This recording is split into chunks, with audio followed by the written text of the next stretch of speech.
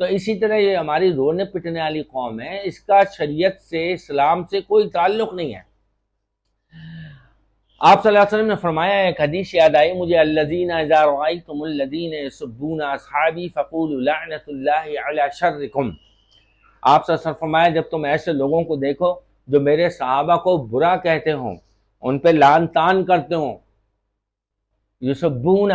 ان کو لعن طعن کہتے ہوں، برا کہتے ہوں، تو کیا کرو تم؟ فقولوا لعنۃ اللہ علی شرکم، تو تم نے کہو تمہارے اوپر اللہ کی لعنت ہو تمہارے اس شر کی وجہ سے۔ اور یہ مسئلہ آپ کو میں بتاتا چلوں کہ کسی مسلمان پر، اہل ایمان پر لعنت کرنا جائز نہیں ہے۔ جو آدمی کلمہ پڑھتا ہے لا الہ الا اللہ محمد الرسول اللہ، اس آدمی پہ لعنت کرنا جائز نہیں ہے۔ جب کوئی مسلمان کسی مسلمان پر لعنت کرتا ہے یا اس کو کافر کہتا ہے تو آپ سے فرمایا ہے کہ وہ لعنت اور وہ کہا ہوا جملہ کفر کا پوری دنیا میں پھرتا ہے، اور جو اس کا مستحق ہوتا ہے اس کو جا کے لگتا ہے، اور اگر اس کو کوئی مستحق نہیں ملتا یا وہ جس کو لعنت کر رہا ہے وہ مستحق نہیں ہے لعنت کا، اور جو جس کو کافر کہہ رہا ہے اگر وہ کفر کا مستحق نہیں ہے تو وہ لوٹ کے لعنت اور کفر اس کے اوپر آ جاتی ہے۔ تو آپ دیکھیں حضور صلی اللہ علیہ وسلم فرما رہے ہیں الذین اذا رأیتم الذین، جب تم ایسے لوگوں کو دیکھو یسبون اصحابی، جو میرے صحابہ کو گالیاں دیتے ہوں، فقولوا لعنۃ اللہ علی شرکم، تو تم کہو ان پر، تمہارے اوپر اللہ کی لعنت ہو۔ کس وجہ سے؟ علی شرکم، تمہارے اس شر کی وجہ سے۔ تو آپ مجھے بتائیں کہ آپ کو کیا معلوم نہیں ہے کہ یہ آج صحابہ کرام کو گالی دینے والے کون لوگ ہیں؟ کون لوگ صحابہ کو گالی دے رہے ہیں؟ اور جب ہم جیسے لوگ کہتے ہیں کہ صحابہ کو گالی مت دو، اور ہم جب بتاتے ہیں کہ یہ صحابہ کو گالی دینے والی قوم ہے تو کہتے ہیں فرقہ واریت پھیلا رہے ہو۔ بھائی فرقہ واریت پھیلا رہے ہو، یعنی جو آدمی سڑک بنائی گورنمنٹ نے لوگوں کے چلنے کے لیے، تو جو اس کی حفاظت کر رہے ہیں اس کو کہہ رہے ہیں کہ یہ سڑک کو نقصان پہنچانے والے ہیں، اور جو نقصان پہنچا رہے ہیں ان کو کچھ نہیں کہہ رہے ہیں۔ صراط مستقیم جو ہے وہ ایک سڑک ہے نا بھائی، صراط مستقیم کی علماء صوفیہ حفاظت فرما رہے ہیں، اور جب اس کو جو نقصان پہنچاتا ہے جب، اور تو وہ بجائے اس کے کہ وہ اس کو روکیں کہ جو سڑک توڑ رہا ہے صراط مستقیم کی، اور وَاعْتَصِمُوا بِحَبْلِ اللَّهِ کی رسی کو جو کاٹ رہا ہے، بجائے اس کے روکنے کے وہ رسی بچانے والوں کو اور سڑک بچانے والوں کو لعن طعن کرتے ہیں۔ اس کا ایک میں نمونہ آپ کو بتاتا ہوں کہ یہ صحابہ کرام سے ان کی دشمنی کس درجے کی ہے۔ اصول کافی کے اندر ملا باقر مجلسی صاحب نے لکھا ہے کہ امام مہدی جب تشریف لائیں گے تو وہ غار سرہ منرا سے جب نکلیں گے، جہاں 12ویں امام شیعوں کے مطابق جو غیبت صغرا میں غائب ہوئے تھے پھر واپس آ گئے، پھر 256 ہجری میں جو غیبت کبریٰ میں جب وہ گئے ہیں، یعنی دوسری دفعہ روپوش ہوئے ہیں غار سرہ منرا میں، تو وہ دوبارہ نہیں آئے، اب وہ قرب قیامت آئیں گے۔ تو ملا باقر مجلسی صاحب لکھتے ہیں اصول کافی میں کہ وہ جب نکلیں گے تو وہ ننگے ہوں گے، یعنی جسم پہ کوئی کپڑا نہیں ہوگا، اور وہ ننگے وہاں سے غار سرہ منرا عراق سے مدینے تک ننگی حالت میں سفر کریں گے، اور وہاں جا کے وہ سب سے پہلا کام جو کریں گے وہ حضرت امی عائشہ جو میری اور آپ کی ماں ہیں اور حضور صلی اللہ علیہ وسلم کی زوجہ محترمہ ہیں اور ابو بکر صدیق کی صاحبزادی ہیں، تمام مومنین کی ماں ہیں، اور ہماری اصلی ماؤں کا جنہوں نے ہمیں جنا ہے ان سے بڑا رتبہ ہے، ان کے بارے میں لکھتا ہے باقر مجلسی کہ وہ امام مہدی وہاں جائیں گے اور قبر سے حضرت امی عائشہ صدیقہ کو اٹھائیں گے اور ان کے اوپر وہ زنا کی حد جاری کریں گے، جس زنا کی جو بہتان تہمت لگی تھی حضرت عائشہ صدیقہ رضی اللہ تعالیٰ عنہ پر، رضی اللہ تعالیٰ عنہ پر، تو وہ اس برات میں قرآن کی آیات سورہ نور اور حجرات کی نازل ہوئی تھی، یہ نہیں مانتے ہیں، قرآن نے برات کر دی، لیکن یہ آج تک حضرت امی عائشہ صدیقہ رضی اللہ تعالیٰ عنہ کو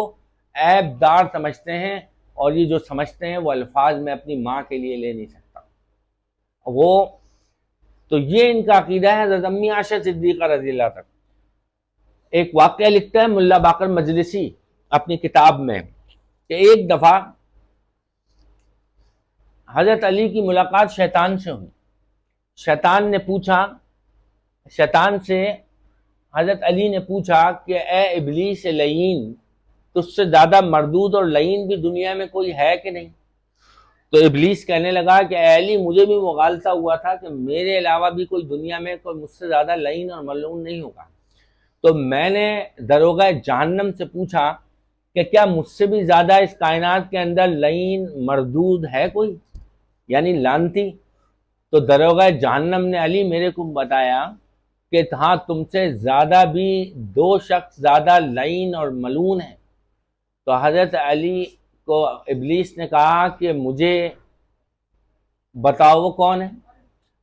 تو ابلیس کہتا ہے کہ داروغہ جہنم نے مجھ سے کہا میں تجھے دکھاؤں. تو وہ مجھے جہنم کے بدترین درجے میں لے گیا، جس کے جہنم کا وہ بدترین طبقہ جس کو قرآن اسفل سافلین کہتا ہے ابلیس وقال ملا باقر مجلسی کے کہ میں جب داروغہ جہنم مجھے لے کر اس جہنم کے بدترین طبقے وہاں لے گیا درجے میں، تو میں نے دیکھا کہ جو دو شخص وہاں جل رہے تھے وہ ابو بکر اور عمر تھے. سنا آپ نے؟ یعنی وہ کہتا ہے کہ داروغہ جہنم نے وہ دو مجھ سے زیادہ لعین مردود لعنتی لوگ دکھائے، وہ ابو بکر اور عمر تھے. تو یہ ہے عقیدہ. امام خمینی صاحب نے اپنی کتاب میں ایک لکھا ہے، ان کی دو کتاب بڑی مشہور ہیں، ایک الحکومت الاسلامیہ عربی میں اور ایک کشف اسرار. اس میں لکھتے ہیں یہ کہ ابو بکر اور عمر جہنم کے تالوں میں سے ایک تالا ہے، اور لکھتے ہیں کہ میں ایسے قرآن کو نہیں مانتا جو شرابی صحابہ کی لکھی ہوئی کتاب ہے. اور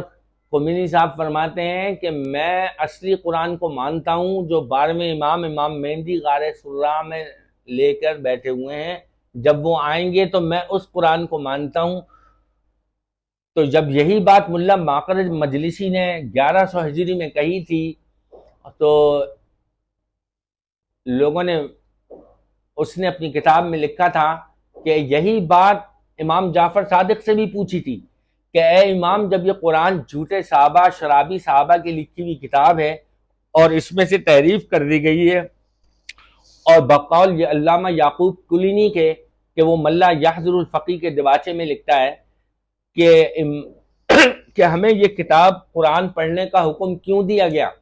وہ اس لیے دیا گیا کہ امام کا حکم ہے کہ جب تک 12ویں امام اصلی قرآن لے کے نہ آئیں تو اسی قرآن کو پڑھو، یہ حکم ہے ہمارا. جب اصلی قرآن 12ویں امام لائیں گے تو پھر وہ اصلی قرآن پڑھنا. اور ملا باقر مجلسی کے کہنے کے مطابق اور علامہ یعقوب کلینی کے مطابق کہ جو اس نے لکھا ہے ملا یحضر الفقی کے دباچے میں کہ میں 2000 روایات اس کتاب میں پیش کروں گا جس سے یہ ثابت ہوگا کہ یہ موجودہ قرآن وہ قرآن نہیں ہے جو آپ صلی اللہ علیہ وسلم پر نازل ہوا، بلکہ یہ وہ قرآن ہے جو شرابی صحابہ نے لکھی. نعوذ باللہ من ذالک. تو یہ ہے وہ عقائد ابو بکر، حضرت عمر، حضرت عثمان، حضرت زید بن حارثہ، حضرت عثمان غنی، حضرت سلمان فارسی، حضرت عمار یاسر، اور ابو بکر عمر رضی اللہ تعالیٰ کی اولادیں عبداللہ بن عباس، عبداللہ بن عمر وغیرہ وغیرہ، عبد الرحمن بن ابی بکر، محمد بن ابی بکر، یہ وہ ہیں جو آپ صلی اللہ علیہ وسلم کے رشتہ دار ہیں، جو آپ صلی اللہ علیہ وسلم کے جن کی گھر کی عورتیں آپ صلی اللہ علیہ وسلم کی اہل بیت میں سے ہیں.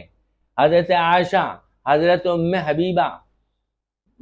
جن کا اصلی نام فاختہ تھا. تو یہ سب آپ صلی اللہ علیہ وسلم کے ان سارے رشتہ داروں کو گالی دینا سب آپ سمجھتے ہیں. تو میں یہ بتانا چاہ رہا تھا آپ کو کہ آپ اس ڈھکوسلے میں نہ آئیں کہ یہ اہل بیت کے ماننے والے ہیں.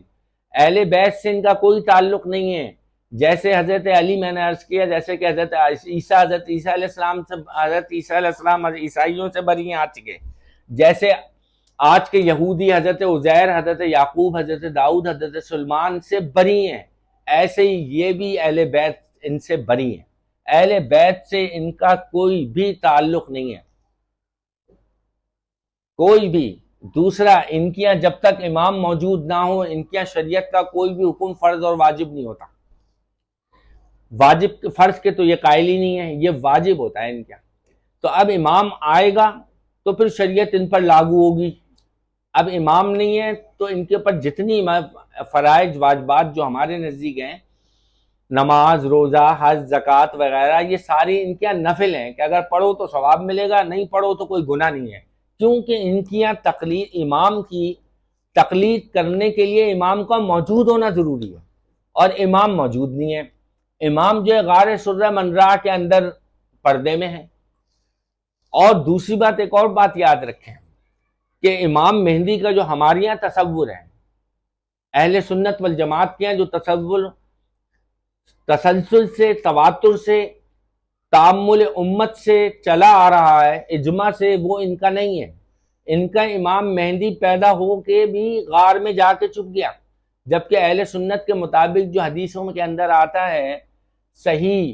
غیر معارض، متواتر صحیح حدیثوں کے اندر جو روایات ملتی ہیں امام مہدی سے متعلق، تو امام مہدی قرب قیامت میں پیدا ہوں گے اور 40 سال کی عمر میں خانہ کعبہ میں ظاہر ہوں گے، اور حتیم کے مقام پہ